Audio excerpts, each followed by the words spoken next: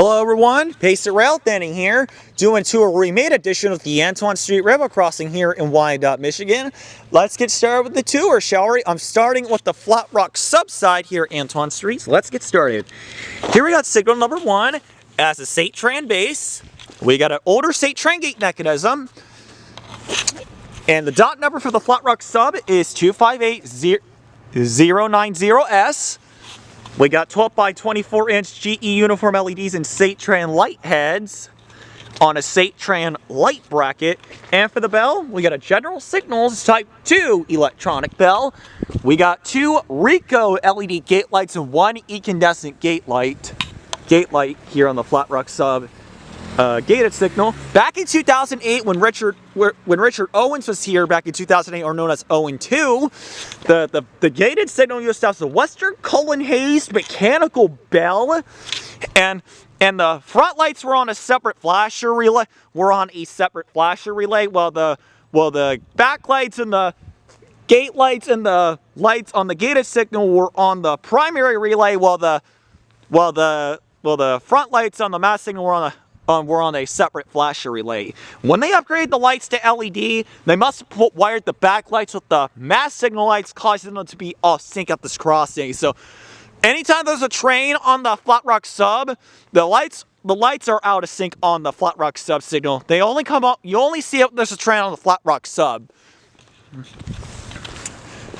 Alright, so here is signal number 2. It has a State-Tran base. This is the Conrail Detroit line. The Conrail dot number is 511639S. And for the lights, we got 2 pairs of State-Tran Dialight LEDs on a State-Tran light bracket. And for the bell, we got a General Signals Type 2 electronic bell.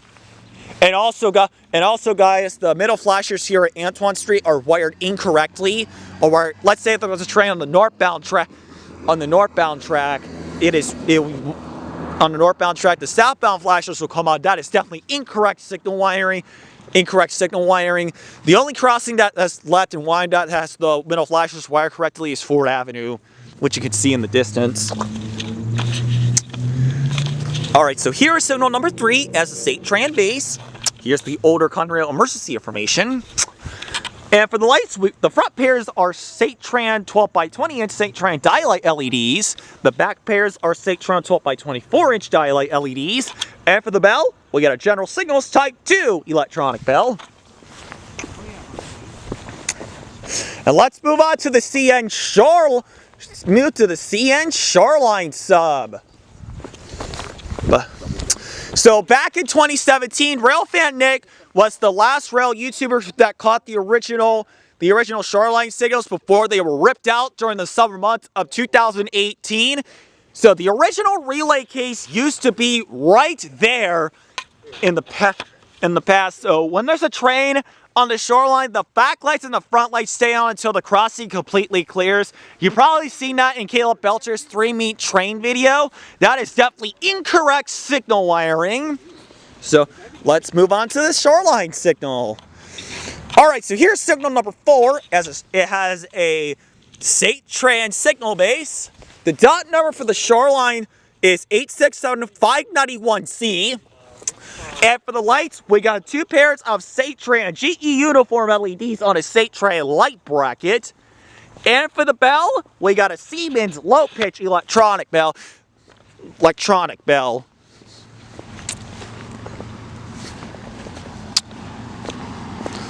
I'm going to move on to the shoreline gated signal, which I'll tour next. Once this truck gets across, let's go on to the shoreline gated signal. Alright, so here is the shoreline gated signal. It has a Siemens signal base. It has a Siemens gate mechanism with an imprinted logo on it. We also got Rico LED gate lights. This signal also features a wind guard as well. And for the lights, we got 2 pairs of State-Tran GE uniform LEDs on a State-Tran light bracket. And for the bell, it's a Siemens low-pitch bell. I know this. The reason I know the shoreline signals are low-pitch bells is because I heard this crossing in action before. That's how I know it's Siemens low-pitch bells. I'm also going to put the link to your stream right here.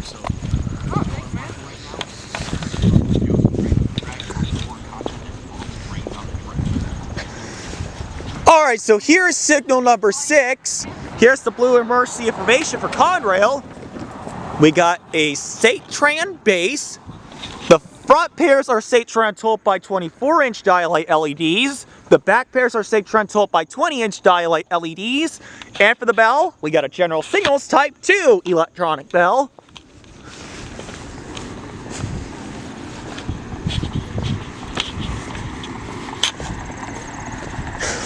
Here's signal number 7. We got a Satran signal base. Here's the older Conrail emergency information. And for the lights, we got 2 pairs of Satran 12 by 24-inch dialight LEDs on a Satran light bracket. And for the bell, we got a General Signals Type 2 electronic bell. And let's move on to the Flat Rock Subs mass signal. These are the only original signals that are left at this crossing. And for the signal base, or signal number 8, it's a WRRS signal base. Here's the emergency information for the Flat Rock Sub. And for the lights, we got Satran 12 by 24-inch GE uniform LEDs, 2 pairs. As you can see, they put electrical tape where the original hole was for the old incandescent lights. They since replaced into LEDs. As you guys might see, the visor got busted on it. And for the bell, it's a Siemens high-pitch bell. The reason I know it's a Siemens high-pitch bell because I heard this crossing in action during the summer months of last year. So that was this was the first crossing I seen a Siemens high-pitch bell on a CN line. Here's the Flat Rock Sub relay case that stores the 2 separate flash relays. Here's the relay case of the Conrail signals. And I'm going to go to show you the CN Shoreline relay case. The CN Shoreline relay case was installed in 2018. So it's pretty much almost new. It's like 4 years old already. So that is your tour remade edition of the Antoine Street Railroad Crossing here in Wyandotte, Michigan. Stay tuned for more rail fanning videos, so stay tuned!